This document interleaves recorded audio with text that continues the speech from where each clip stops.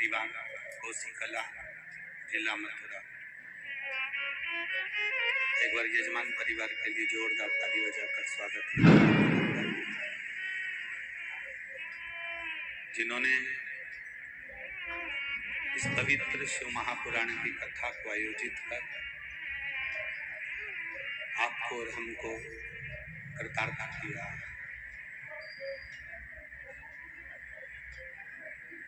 मनुष्य की जो देह है, मानव का जो शरीर है,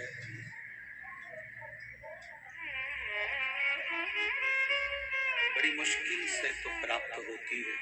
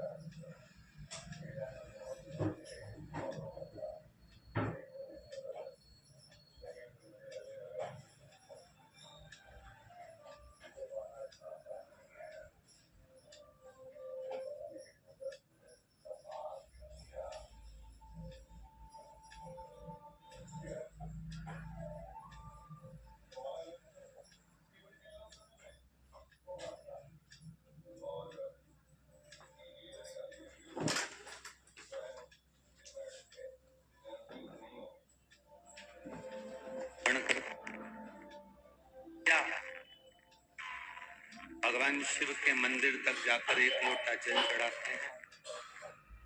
तो महापुराण की कथा कहती है कि आप जैसे पारस को लोहा छू ले, पारस को लोहा छू लेता है तो वो सोना बन जाता है। इस तरह सांसारिक मनुष्य मृत्यु लोक में जन्म लेने वाला ये साधारण सा मानव जब एक लोटा जल चढ़ाने के लिए देवाधिदेव महादेव के पास जाता है और शिवलिंग का स्पर्श या जल चढ़ाते समय जल का कलश का भी स्पर्श हमारे महादेव से हो जाता है, तो बाबा की कथा कहती है आप साधारण नहीं रहते, आप भी कीमती हीरे बन जाते हो और सोने जैसे चमकते।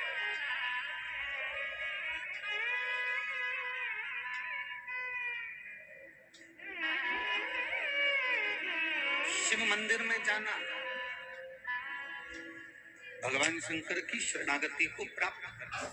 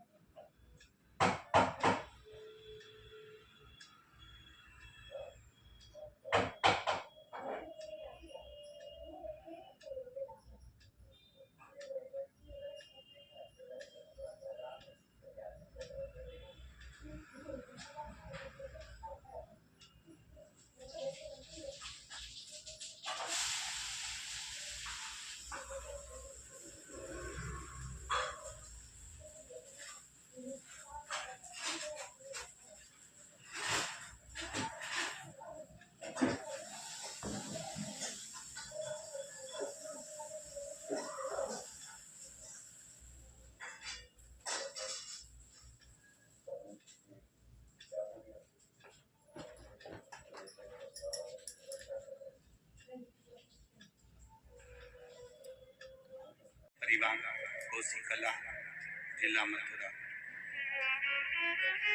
एक बार यजमान परिवार के लिए जोरदार ताली बजाकर स्वागत है,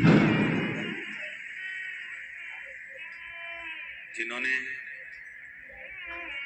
इस पवित्र शिव महापुराण की कथा को आयोजित कर आपको और हमको कृतार्थ किया।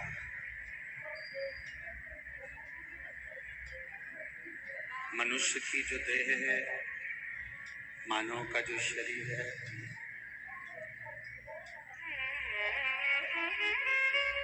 बड़ी मुश्किल से तो प्राप्त होती है।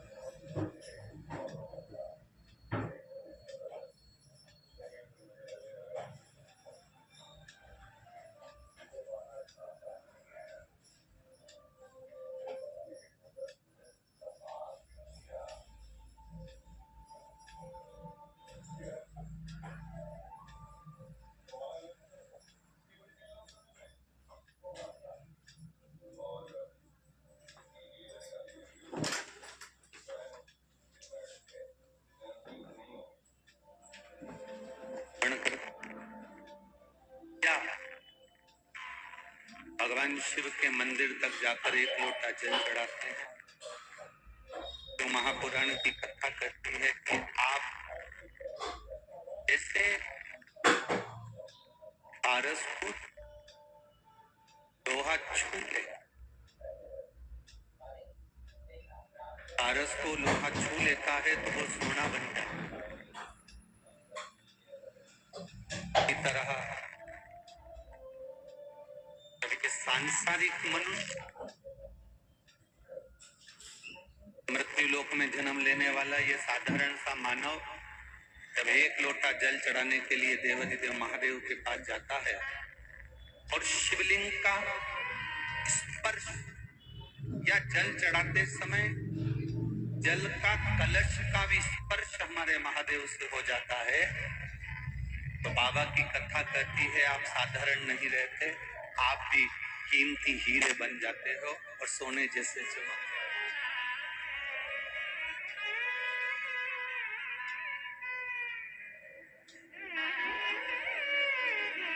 शिव मंदिर में जाना भगवान शंकर की शरणागति को प्राप्त करना।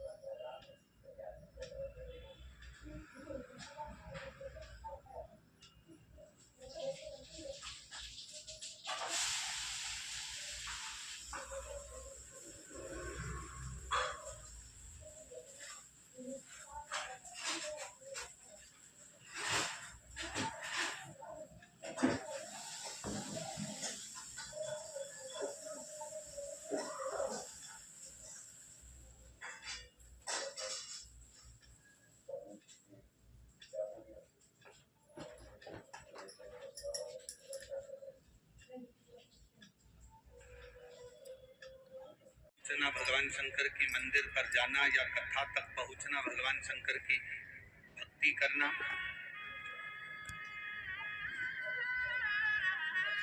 ये शिव की कृपा के बिना संभव नहीं हो सकता। भगवान शंकर की कृपा के बिना संभव नहीं हो सकता।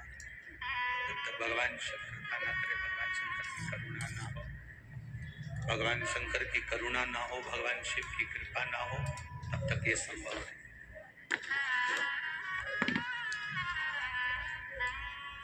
आपसे एक बात पूछें, आप उत्तर देंगे। हमारा विश्वास करता है अगर आपको कोई आशीर्वाद देता है, बुजुर्ग लोग जब आशीर्वाद देते हैं तो कहते हैं 100 साल जियो। बोलते कि नहीं बोलते? भगवान की कृपा हो जाए, आप 100 साल जियो, भगवान की करुणा हो जाए, भगवान आपकी आयु बढ़ाए, खूब जियो, 100 साल तक खूब राज करो, बाबा की कृपा। मान लो आशीर्वाद देने वाले ने आशीर्वाद दिया, आशीर्वाद देने वाले ने आशीर्वाद दिया कि आप 100 साल जियो, और मान लो कोई आशीर्वाद तुमको दे और के 65 साल जियो, 70 साल जियो, 35 साल जियो, 40 साल जियो, आपको वो आशीर्वाद अच्छा लगेगा क्या? अरे बोलो तो जम के। नहीं। आशीर्वाद कोई दे रहा है और वो कह रहा है कि 100 साल जियो, तो उसके मुख से सुनने में तुमको अच्छा लगेगा। आशीर्वाद कोई दे रहा है और आपने उसके मुंह से सुना कि 100 साल जियो, तो आपको सुनने में अच्छा लगेगा। और यदि कोई कहे कि आप 65 साल जियो, 70 साल जियो, 35 साल जियो, 40 साल जियो, तो आपको सुनने में अच्छा नहीं लगेगा। शिव महापुराण की कथा कहती है,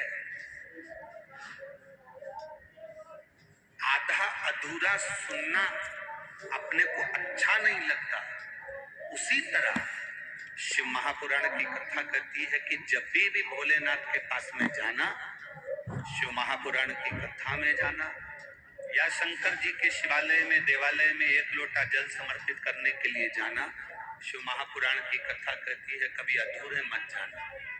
जैसे राम मंदिर में नारियल को फोड़ा जाता है, भगवान कृष्ण के यहाँ नारियल को फोड़ा जाता है, जैसे गणेश जी के मंदिर में नारियल को फोड़ा जाता है, जैसे हनुमान जी के मंदिर में नारियल को फोड़ा जाता है, सारे देवताओं के मंदिर में नारियल को फोड़ा जाता है, चढ़ाया जाता है, तोड़ा जाता है।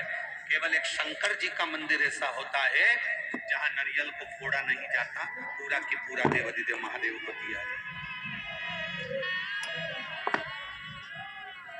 सारे देवताओं को अगर चावल का दाना टूटा भी चढ़ गया तो स्वीकार होता है, पर महादेव की कथा कहती है कि मुझे 1 किलो, 2 किलो, 5 किलो या 1 मुट्ठी चावल चढ़ाने की जरूरत नहीं है। शिव की कथा कहती है एक दाना चढ़ाना, पर वो दाना खंडित ना हो, वो पूर्ण हो। भगवान शंकर का संवाद कहता है, शिव महापुराण की कथा कहती है कि भगवान के मंदिर में जाना या शिव महापुराण में जाना, आधे मत जाना। बैठे यहाँ पर हो, मन घर पर लगा हुआ, बैठे यहाँ पर हो, ध्यान चप्पल में लगा हुआ, बैठे यहाँ पर हो, मन कहीं और लगा हुआ। ऐसी कथा में जाने से कोई लाभ नहीं। आज आप कथा के विराम दिवस पर आए हो, लाखों की संख्या में यहाँ पहुंचे हो, जमीन पर जहां जगह मिल जाए,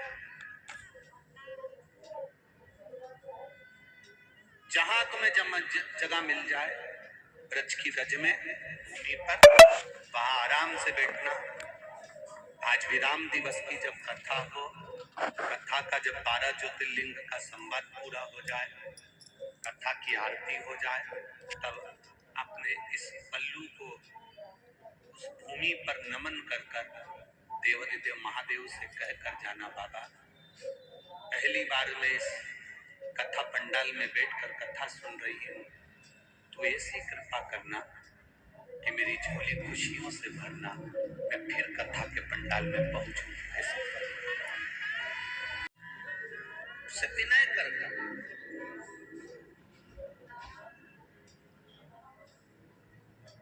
जहां जगह मिले वहां बैठकर उससे प्रार्थना कर दिल से जाना, वो दिल से देता है।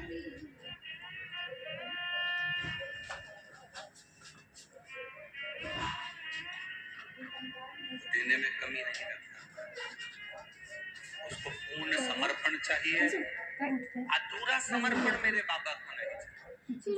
आपका आधा मन यहाँ लगा, आधा मन कहीं लगा, तो वो बाबा को स्वीकार नहीं।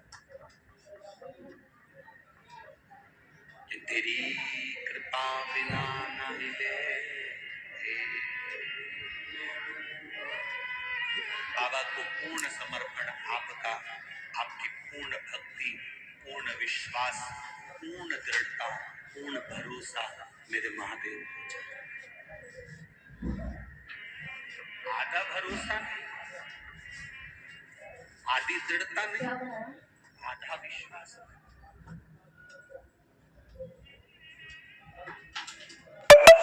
एक पति पत्नी नाव में घूम रहे थे, जहाज में, और जहाज में घूमते घूमते पति जहाज में समुद्र के अंदर भयंकर लहरें चालू हो गई, सुनामी लहरें पड़ी।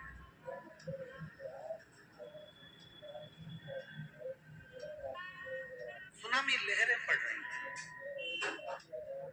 पत्नी ने देखा कि पति ना जाने कहां गया, और यहाँ तो लहर चल रही है, और मैनेजर ने अनाउंस कर दिया है, पायलट ने अनाउंस कर दिया है, जहाज चलाने वाले उस नाविक ने अनाउंस कर दिया है कि ये जहाज आधे घंटे के अंदर डूबने वाला है,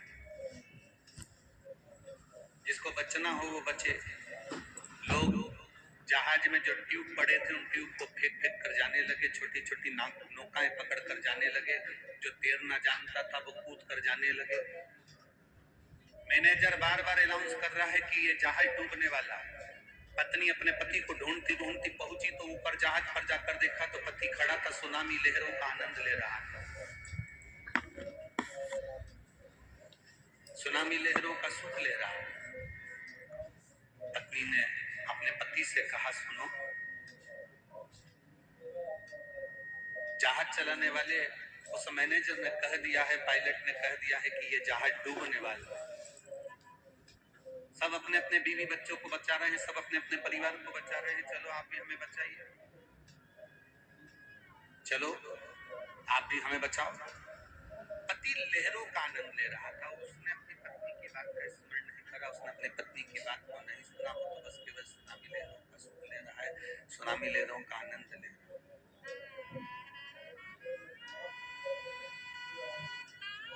थोड़ी देर बाद पत्नी नीचे गई, फिर वापिस ऊपर आने के बाद पत्नी ने फिर कहा, देखो मैं मर जाऊंगी,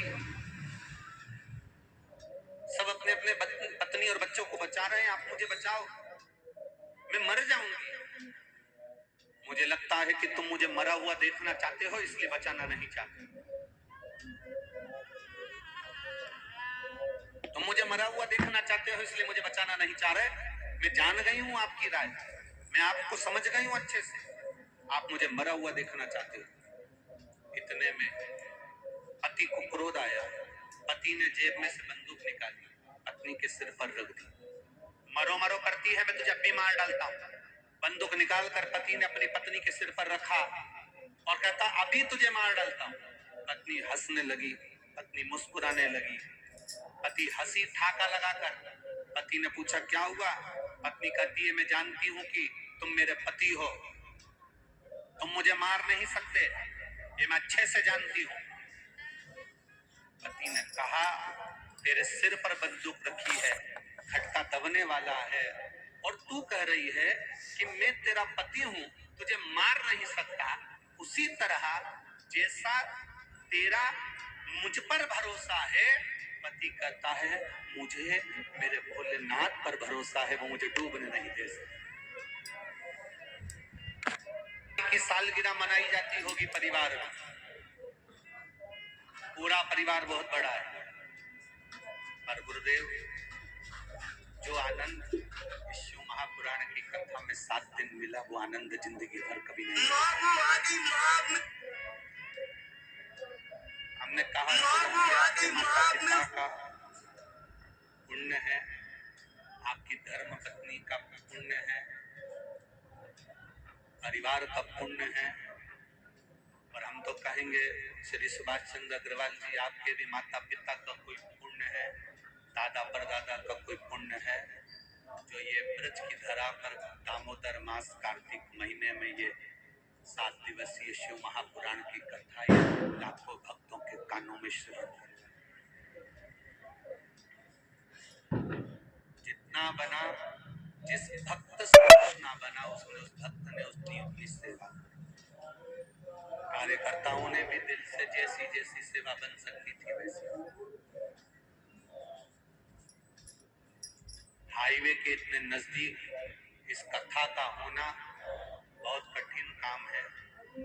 ये हमारे जीवन की पहली ऐसी कथा है जो हाईवे के इतने नजदीक हो रही है, और जिसको पुलिस प्रशासन ने इतना बढ़िया तरीके से संभाला कि शायद कोई नहीं संभाल सकता, शायद कोई नहीं संभाल सकता।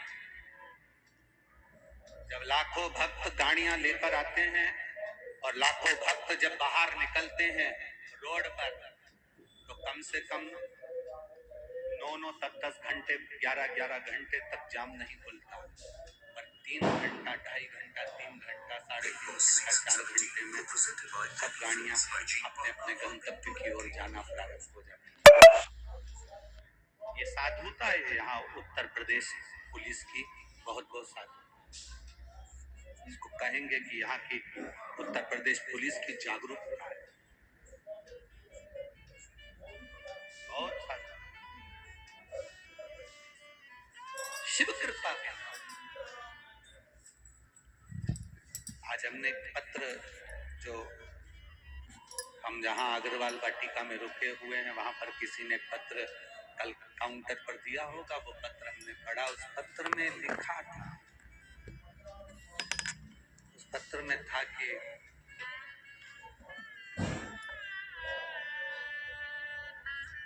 मेरे पोते के दिल में छेद है, वो 9 साल का हो,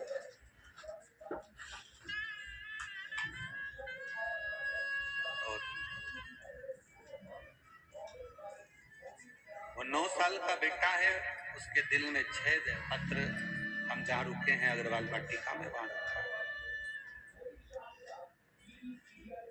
मेरा पोता 9 साल का, उसके बेटा है, उसका पोता नहीं बेटा, उसके हृदय में छेद। बहुत गरीब हैं हम। मैं दूसरे के यहाँ पर बर्तन मांजती हूँ और बर्तन मांजने का कार्य करती हूँ। डॉक्टर ने बेटे के ऑपरेशन का बोला है और ऑपरेशन कराने का कहा।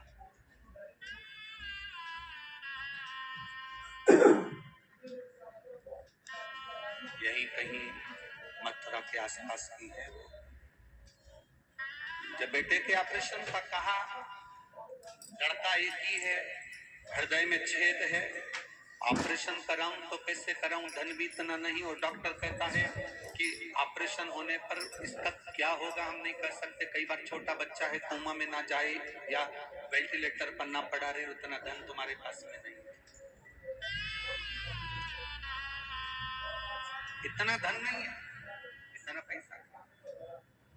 तब किसी जगह पर जब वो बर्तन मांजने के लिए गई और वहां टीवी पर कथा सुन रही थी,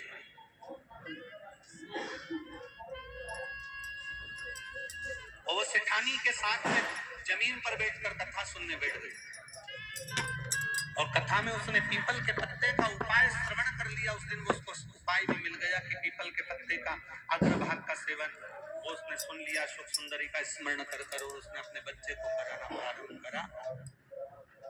फिर उसने वापिस सरकारी हॉस्पिटल में जांच कराई, तो उसका बच्चे का जो हृदय का छेद था वो बाबा की कृपा से भर चुका था। उसने रवे का हलवा एक स्टील की कटोरी में प्लेट से ढका हुआ, उस पे सेलो टेप चिपका हुआ भेजा था। जो कहीं बैठी हो तो उसके स्मरण में रहे, वो ठाकुर जी ने भोग लगा लिया है। और बाबा ने पत्र में लिखा, गुरुदेव मैंने अपनी सेठानी जी से छुट्टी मांग ली है इसका खाते में, और मेरे पास इतना धन नहीं है, तो मैंने सेठानी जी से अपनी 1 महीने की तनख्वाह 800 रुपये उनसे ले ली। 800 रुपये मैंने तनख्वाह ली, तो सेठानी ने पूछा ये तनख्वाह का क्या करेगी इतनी जल्दी, अभी तो दिवाली भी नहीं आई। कहा, बोले बाबा आ रहे हैं हमारे कोसी में, तो मैं छोटा सा भंडारा, 800 रुपये में भंडारा होता है? 800 रुपये में कोई भंडारा होगा? 800 रुपये का मैं तेल भी लाई, आटा भी लाई, और गुरुदेव मैं 3 किलो आटे की पूरी बनाकर लाकर मैंने बहुत सारे लोगों को खिलाया, क्योंकि मेरा बेटा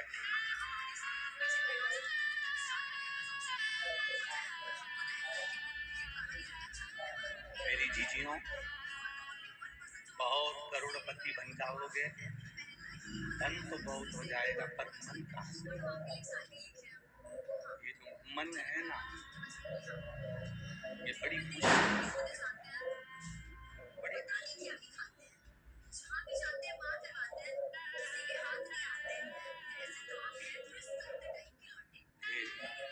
कोसी की कथा में हरियाणा से, दिल्ली से, नोएडा से, मथुरा से, गोवर्धन से, बरसाना से, आसपास के गांव से, आगरा से, कहीं अलवर से, ना जाने कहां कहां से लोग आए। कोई खिचड़ी बांटता रहा, कोई पूड़ी बांटता रहा, कोई बिस्कुट, कोई पानी, कोई कुछ। हम ये नहीं कहेंगे कभी भी कि आप कहीं एकांत में महादेव हो तो वहां जाकर बैठो, नहीं। आपके चलते चलते स्मरण में आप अपना काम करते रहो, अपना कर्म करते रहो, अपना काम में लगे रहो, अपने स्मरण में लगे रहो, और उसके बीच में आप कर्म करते रहो, उसके बीच में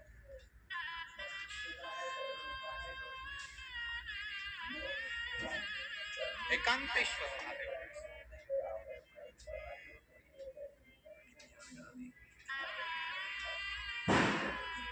शिव कथा कहती है। हम तो यहाँ तक कहेंगे, अगर मेरी बहनों से, मेरे भाइयों से निवेदन है, जिसका बच्चा मंदबुद्धि हो,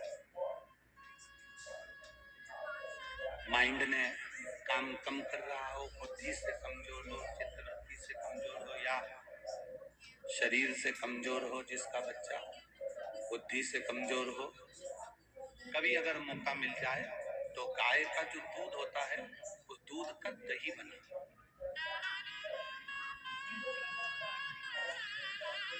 थोड़ा सा दही का निर्माण, कहीं एकांत का शिवलिंग अगर आपको कहीं दिख जाए, एकांत अकेला बैठा है मेरा देवाधिदेव, तो एकांतेश्वर महादेव पर 5 बेलपत्र पहले समर्पित करें, फिर जो दही आप बनाकर लेकर गए हैं वो एकांतेश्वर महादेव को समर्पित करें, उस बेलपत्र को, उस दही को वापिस शिवलिंग पे से उठाकर डब्बे में या कटोरी में लेकर आए, शिवलिंग का अच्छे से स्नान कराकर, चंदन पूजन कर दही लेकर आ जाए, और जो दही लेकर आए हो, जो बुद्धि से कमजोर व्यक्ति है, अगर बन सके प्रदोष के दिन कर लोगे तो ज्यादा लाभदायक हो, सोमवार के अष्टमी को कर लोगे तो ज्यादा लाभदायक हो, या 12 महीने हर महीने शिवरात्रि आती है, कोई सी भी शिवरात्रि पर करोगे तो ज्यादा लाभदायक। वो चढ़ा हुआ दही बच्चे को सुबह दोपहर शाम थोड़ा थोड़ा सा, पहले जो बेलपत्री लाए हो वो बेलपत्री उसको चूरा कर कर खाते बन जाए तो दे दो खानों को, नहीं बने तो उस बेलपत्री का चूरा कर उसको पीस कर उसकी गोली बना कर दे दो, जिससे बच्चा निगल जाए। और थोड़ा सा दही जो एकांतेश्वर महादेव पर से लेकर आए हो उसको चटाना प्रारंभ करो। 3 या 4 बार प्रदोष पर कर लिया, या 2-4 आपने महीने की शिवरात्रि पर कर लिया, बच्चे में जो विकास होगा आपको भी लगेगा कि मेरा बच्चा धीरे धीरे प्रबल होता जा रहा है, अब वो धीरे धीरे उसके मुंह से अगर राल टपक रही है, पलंग पर पड़ा रहता है और मंद बुद्धि टाइप का है, तो उसमें अंतर आना प्रारंभ, फल मिलता जरूर। एक पत्र आया है,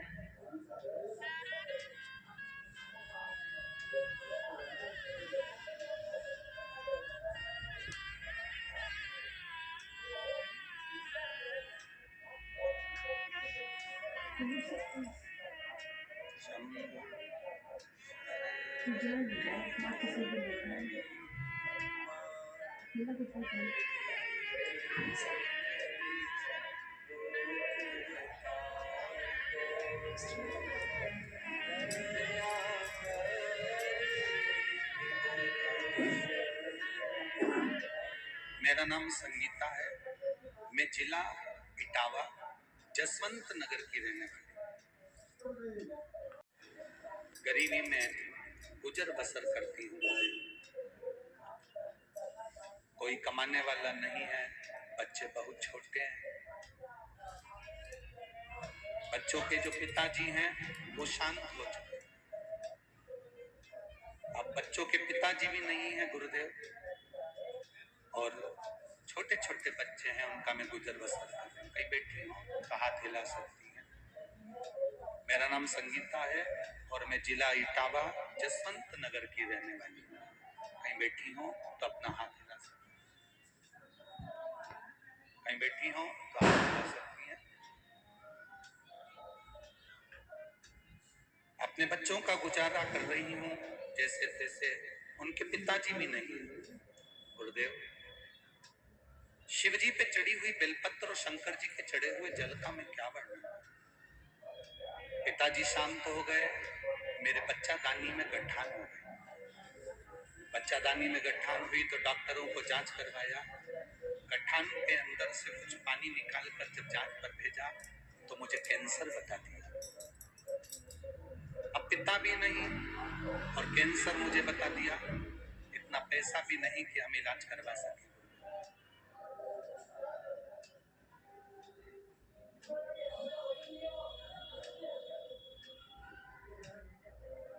डॉक्टर ने क्या बताया है तुझको? मैं अपने बच्चे को कैसे बताऊं कि मुझे कैंसर बता दिया? पिता होते तो संभालते, अकेली बच्चों को पालने वाली माँ, तू रो रही है, तेरी आंख में आंसू है। सियोर वाला महाराज कहता है मत टीवी में, सारी समस्या का हल एक लोटा जल।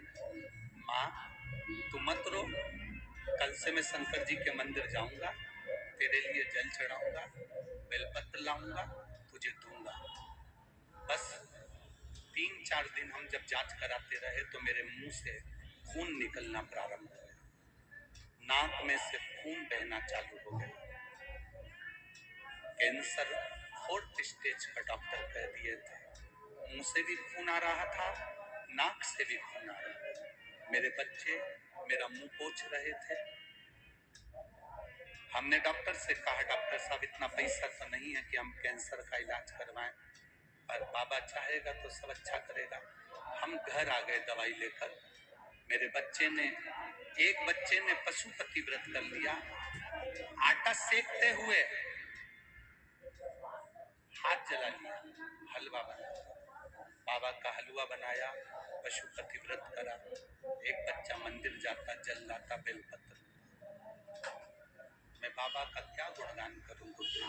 शिव शिव है। मेरे बच्चे बस एक ही बात कहते हैं, सियोर वाला महाराज कहता है ना माँ, वो व्यासपीठ से शिव को याद करता है, माँ शंकर आता है, तू चिंता ना कर, तेरे मुंह में से खून निकलना बंद होगा, तेरी नाक में से खून निकलना बंद होगा। गुरुदेव, बेलपत्री खाई, जल पिया, पशुपतिनाथ का मेरे बच्चे ने दूसरा व्रत करा। हम जांच कराने के लिए वापिस हॉस्पिटल गए, फिर वापिस पानी निकाला गया, फिर भेजा गया। अगली रिपोर्ट नॉर्मल आ गई, कैंसर समाप्त। कहीं आई है क्या? कहीं आई हो तो हाथ हिला सकती हो। आई है? टीवी वालों को दिख रहा है?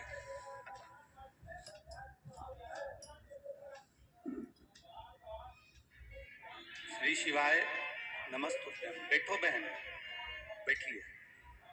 मेरा कैंसर समाप्त।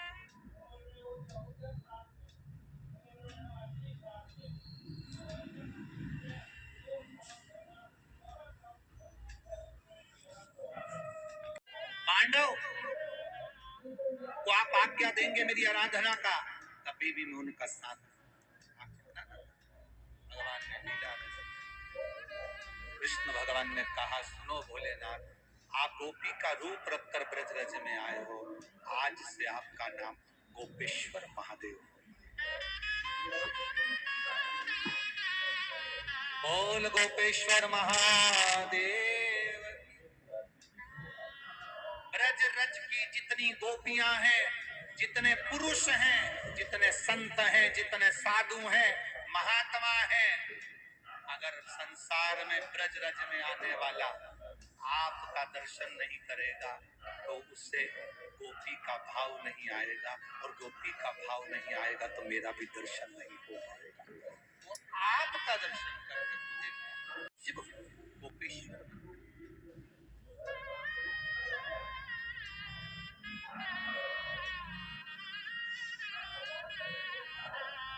कथा कर रही है। 12 ज्योतिर्लिंग का स्मरण तुमरुका जी ने चंचुला देवी को कराया। जब चंचुला देवी 12 ज्योतिर्लिंग का स्मरण करती हैं, भगवान देवाधिदेव महादेव स्वयं आनंद के साथ 12 ज्योतिर्लिंग के संवाद का स्मरण कर रहे होते हैं। सोमनाथ जी का वर्णन किया। चंद्र को काया का रोग हुआ, भगवान देवाधिदेव महादेव ने उस रोग से सोमेश्वर महादेव। फिर अगला वर्णन आया है, मल्लिकार्जुन कार्तिकेय बाबा रुष्ट होकर गए, श्रीशैलम पर विराजमान हुए। तब बाबा भगवान शंकर और पार्वती ने उनको मनाया तो मल्लिकार्जुन के रूप में विराजमान। फिर अगला वर्णन आया है, श्री महाकाल दूषण नाम के राक्षस का संहार करने के लिए कालाधिपति प्रकट। अगला वर्णन आया है, ओंकारेश्वर विंद नामक पर्वत के उद्धार के लिए भगवान शिव ओंकारेश्वर के रूप में विराजमान हुए। फिर आया वर्णन केदारेश्वर का, भगवान नर नारायण के उद्धार के लिए वहां प्रकट हुए। फिर अगला वर्णन है भीमाशंकर, कुंभकर्ण की धर्म पत्नी करकटी का पुत्र भीम, भीम का संहार करने के लिए बाबा प्रकट हुए भीमाशंकर बनकर। अगला वर्णन है श्री काशी विश्वनाथ मनु शत्रुपा के लिए भगवान काशी में विराजमान। फिर वर्णन है श्री त्र्यंबकेश्वर, गौतम बाबा पर गौ हत्या का दोष लगा, ब्रह्मा विष्णु और महेश तीनों एक जगह पर एकत्रित हुए। तीनों ने आकर गौतम बाबा पर से गौ हत्या का दोष मिटाया। कार्तिक के महीने में जो 21 तारीख से 25 तारीख तक नासिक में कथा है, त्र्यंबकेश्वर बाबा के पावन चरणों में आप और हम दामोदर मास में, कार्तिक मास में सिर पर अगर कोई पाप कर्म भी होगा तो बाबा की 5 दिवसीय कथा से हमारे मस्तक का पाप भी धुल जाए। ये भाव से गौतम बाबा सुंदर आनंद के साथ सुख पाए, त्र्यंबकेश्वर भगवान का दर्शन करा। अगला वर्णन आता है श्री वैद्यनाथ जी का, रावण भगवान शंकर को लेकर चले, बाबा का मन नहीं था, नहीं गए, वैद्यनाथ जी के रूप में विराजमान। अगला वर्णन है नागेश्वर, दारूक नाम के राक्षस का संहार भगवान करे, नागेश्वर के रूप में विराजमान हुए। फिर वर्णन आता है रामेश्वरम, भगवान राम ने सेतु पार करने से पहले शिव जी की स्थापना करी। फिर वर्णन आया है कृष्णेश्वर, सुधर्म नाम के ब्राह्मण की पत्नी भूष्मा के पुत्र सुदेहा ने मार दिया था, जिसको भगवान शंकर ने जीवित करा, कृष्णेश्वर महादेव। शंकर ओघड़ी है, दयालु है, दातार है, अपने पास जो रखता है वो जनमानस के कल्याण के लिए रखता है। जैसे सीहोर का रुद्राक्ष कभी बेचा नहीं जाता, सीहोर का रुद्राक्ष कहीं बेचने के लिए दिया नहीं जाता, सीहोर का रुद्राक्ष कहीं बेचने के लिए, व्यापार के लिए नहीं दिया जाता। जो बाबा के धाम आता है, झोली पसार कर मांगता है, कंकर शंकर की पूजन करता है और रुद्राक्ष लेकर जाता है, बाबा उसको कुबेर भंडारी इतना दे देता है कि वो 3 महीने में वापिस आ जाता है।